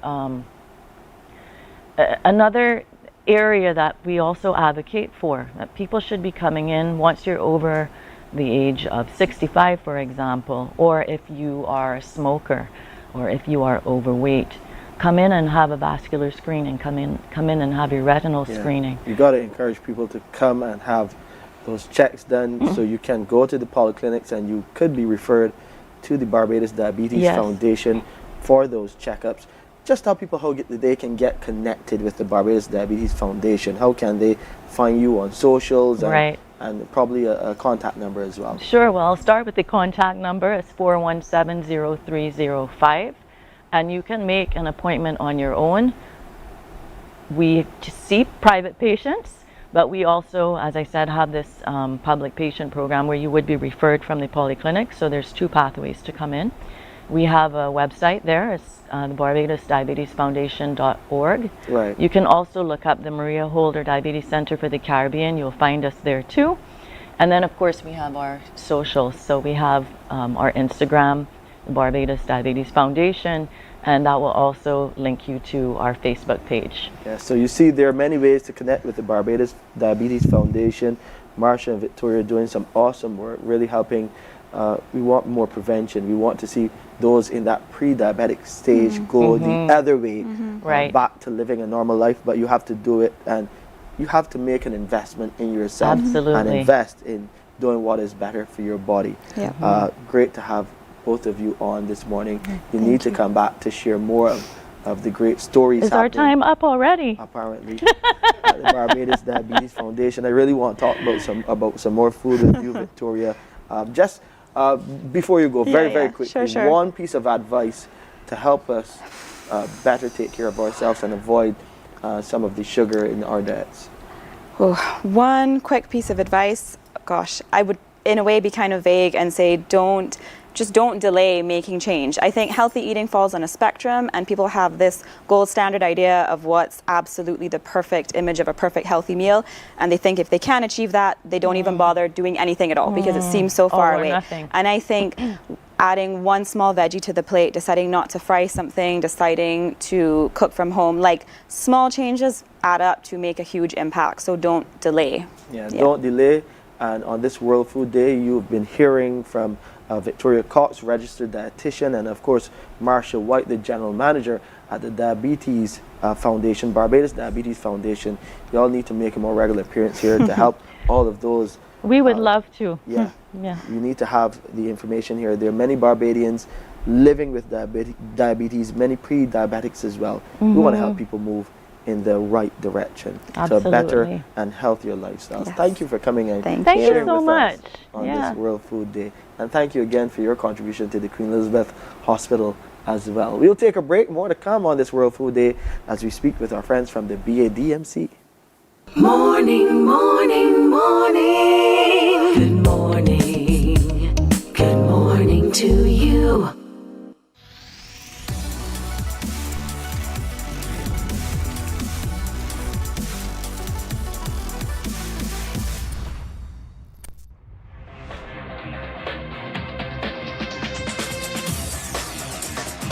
Week after week, Scold presents exciting reports and documentaries on the most varied topics of our time. Spectacular developments and innovations, lifestyle and trends of tomorrow, mobility and tourism, health news, highlights from art and culture. Each contribution grabs the viewer with extraordinary images and stories and takes him into fascinating worlds which he experiences here exclusively and up close. We're there when companies and specialists develop super satellites for a global network in space and can look behind the scenes. Scold is a window to everything that is there or is yet to come. Fly with us through time to better understand today and tomorrow. You've always wanted that. Scold, a look into the future. Our world today is not the world God wants it to be. One of the reasons which will surprise many is that our planet, its governments, and its peoples are all living under the weight of Satan's rule. From the beginning of mankind's existence to today, human history is the written record of what it means to live under the rule of the devil. Yet that rule is coming to an end, and what a difference that will make. Every Sunday at 9 a.m. on CBC TV 8, tune in for Tomorrow's World, sponsored by the Living Church of God. Some ask, what makes Barbados so special? We at Mornin Barbados say it's you, our exceptional youth. You are talented, resilient, and inspirational. You are the epitome of the Barbadian spirit, testing the boundaries of your creativity. If you are an entrepreneur, artist, baker, designer, author, or have done anything you think should be highlighted, email us at morninbarbados@cbc.bb. Let us show the world our exceptional Bajan youth. From the beautiful shores of the gem of the Caribbean, Barbados, home of the amazing Morning, morning. Good morning. Good morning to you. So all of this beautiful food that you'll be seeing on set in a matter of moments is compliments of the BADMC, the Barbados Agricultural Development and Marketing Corporation. So we really thank them for that. And as you heard, some of our friends from the Barbados Diabetes Foundation saying whole foods, whole good food grown here in Barbados, organic stuff. So I got to welcome this morning on the show Claire Durant, Deputy CEO of the BADMC, and along with her, a friend from the Ministry of Agriculture, Colin Wiltshire. He's a Senior Agricultural Assistant and Agronomist. He focuses on fruit, trees, and he's with the Soil Conservation Unit. I got that right, Colin? Yes, sir. It's perfectly correct. All right, good to have you on. Sir Shane is fine. Shane is definitely fine. So let's start with this good food provided by the BADMC. It speaks to some of the amazing work being done by our farmers. That's correct. In growing this food. So That's talk to us, correct. Dr. Durant, about what we are seeing here from the BADMC. Okay, so the BADMC, as you know, we support farmers, and we are working with farmers every day in Barbados to help them to be able to improve the amount of food that they are producing. We know that Barbadians are keen to have nutritious quality food that is at a really good price, so that all of the mothers out there with the children will be able to get good food. And even during this year, we have been able to increase the amount of food that the BADMC is producing through its farmers by up to 16%. And this is an example of the types of foods that we have available from our farmers. We offer farmers the opportunity to grow with the BADMC on contract. The BADMC, we also grow foods as well, especially things like potatoes and yams, the staple crops. And today, the BADMC is opening its new pack house at the VegCo facility. On this World Food Day? Yeah, on this World Food Day. And we are inviting Barbadians to come not only to our existing Fairy Valley location at our car meters, but also to our new facility and patronize and see what the quality food that Barbadian farmers are producing for Well, that's you. great news that you're producing 16% more food this year. Great news on this World Food Day. It probably speaks to the quality of the soil and the Soil Conservation Unit doing its job in making sure that farmers have what they need in terms of those benefits through the unit. So talk to me a bit about what the unit is working on to help local farmers. In terms of assisting local farmers, we propagate a wide range of fruit trees. We also facilitate donations as part of the 1 Million Trees program. So sometimes you might drive around the island and you see a number of clusters of fruit trees and so on. Possibly quite a few of them were donated from the soil. We also have set an ambitious goal this year, also working in collaboration with Dr. Durant to cultivate about 20 acres of fruit trees in the St. Thomas, St. Michael area at Lears. We have also embarked on cultivating an additional 12 acres in the north of the island at Mount Poyer. And basically, next year we intend to continue the efforts to increase the availability of local fruits, because we all know the benefits of eating fresh fruits. Okay, so you say 20,000 trees, fruit trees? What kind of fruits are we talking about? Well, 20 acres. 20 acres of fruit trees. So I'm mixing up. Yeah. 1 million, 1 million tree goal, 20,000 fruit trees. So 20 acres of fruit trees. Yeah. What types of fruits are we talking about there? We have worked together and have collaborated on a wide range of fruits. If we start in alphabetical order, we're looking at avocados, we're looking at akis, Bajan akis, Jamaican akis.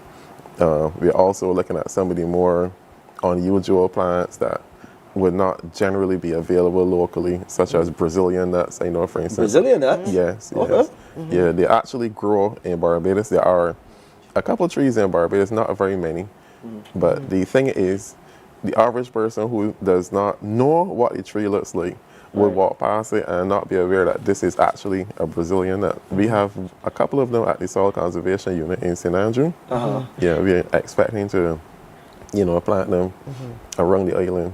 But with the orchard, what we are looking to do is really increase some of the fruits that Barbadians are really keen on. Like soursop, soursop is really popular now. Guavas. I do not like the soursop. You don't like guavas either? I like Bajan cherries. Okay, well, we have cherries as well. Yes, And you have the golden apples that people usually make to make a lot of drink as well. Yes. Coconuts, and breadfruit. Breadfruit is really popular now. Everything is about, you're roasting it and you're using it for all sorts of different things. So all of that there, all of those are different items, different trees that we will be having in the acreage over there at Lears. Are you all responsible for the fruit trees on the highway as well? The ones on the highway, you mean the breadfruit trees that are on the highway? Those are compliments of the Future Center Trust. Oh, okay. Yes. All right. Just right. To get that in there. Thanks to them for that. Yes. But right, so talking my thing. I don't like the pears. You mentioned two I don't really like this so much. But it's good to hear that for those lovers of those fruits that you're now making them available, more available, and 16%. That is a good start, in terms of growth of more local products. Of course, and with the fruits, Barbadians have been very keen since like the COVID. Everybody wants to be an entrepreneur, and you see a lot of people making like the natural juices. Yes. So we know that these fruits will be available for the persons who want to make like natural juices and like really keep healthy.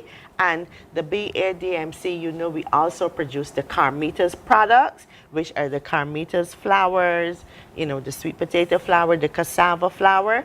And we do have a beautiful item called a Christmas great cake. It's a cassava and all Barbadian fruit product, and this is available at our Ferry Valley location and location at the Veshka. We will have it as well, Right. and it doesn't have any imported, it doesn't have any prunes or All raisins. local It's stuff. all local stuff, All right. and these are beautiful things that the BADMC is producing using local products for Barbadians. Very Sounds healthy. good. Sounds really good. Colin, Yes, sir. I know at one point we were having some challenges with our citrus trees and some disease that was affecting them. Are we seeing a rebirth of the citrus family in terms of what is being grown on island? The problem still, Especially lime trees. I remember the lime trees did have some issues. We were seeing a lot less local limes. Yeah. We're going to get Yes. some local limes again? the problem still exists, not just in Barbados, but across the globe. Okay. However, we are putting situations in place to import more resistant, clean material, and propagate it under appropriate phytosanitary conditions where we will be able to provide clean planting material to householders and farmers alike. Yeah, we don't want to see any more lime trees dying off. A lime tree is a precious commodity in these times. That's right. It That's Very right. precious commodity. It is. Deputy CEO, Dr. Durant, Yes, where will that facility be opening today? It is going to be opening just in the, if you know the you have the roundabout there at 6 Roads, and then you are driving and you keep the Princess Margaret School on the left, and then you have the area where you have the development, and then just opposite the Catholic Church, right, and just there in 6 Roads, just a few meters away from the Automotive Art, our facility, the BADMC New Pack House, will be opening. Will be opening there today. No, well, we have up our sign and everything like that. We have the Pack House. It's stocked. And we are encouraging Barbadians to visit us today and visit us over the next few weeks as we have all of the produce available there for Barbadians. And that's where the farmers in Barbados will be delivering their produce, those ones that are selling to us, those ones who we have on contract. And we will have all of the farming, the whole scope of the farming quality products available there for the Barbadians. All of this, you should go today because it is World Food Day. Get some of this wholesome food. I hope I get some of this to take away. Mummy, the pot will be looking good if I could get some of this to take away. I really want to thank you, Dr. Durant and Mr. Wiltshire, for coming and sharing with us. This is a good sign for Barbadian agriculture and the agriculture community, and our local farmers are producing good food. 16% more food being produced by our farmers here on island under the BADMC program, and hopefully we see a lot more improvements and get back some local limes, because local limes taste better than any limes that could be imported. Thank you guys for coming and sharing with us this morning. Thank you, Shane. And listen, remember it is Thursday, so you know where you're heading. Dodge St. Philip for Q in the community. This one is going to be special. We heard the superintendent of prisons saying that, well, one of his friends saying that he's one of the best singers on the planet as far as karaoke is concerned. So we should be hearing from him and the team at Dodds. And it's a really beautiful, picturesque area. Go and enjoy all that St. Philip has to offer as we gather for Q in the community. And we continue to gather in the nearby parish of Christ Church. Gathering is still happening. So many events connected to that. Just go to the website to find out how we are gathering in Christ Church and where we gather next. But today is all about Q, and today is all about you. Eat better food on this World Food Day, and it is also World Anesthesia Day as well. And you know what's wrapped up in that. You can connect with your friends at the Queen Elizabeth Hospital about that special forum. We'll share the link as well on our Facebook page. Hopefully you can be connected with that as well. All of that in Today Just Thursday, and we'll see you tomorrow on Friday. Another great show. I'll be spending my last day with you for now, guest hosting for Pearson, so he shall be back next week. But we got a lot for you and a special surprise on the Friday edition of Morning Barbados. We'll see you then. Wake up, wake up, wake up, wake up. Barbados, get up. Good morning. Good morning, Barbados. Good morning. Good morning to you. Good morning. Morning, morning, morning.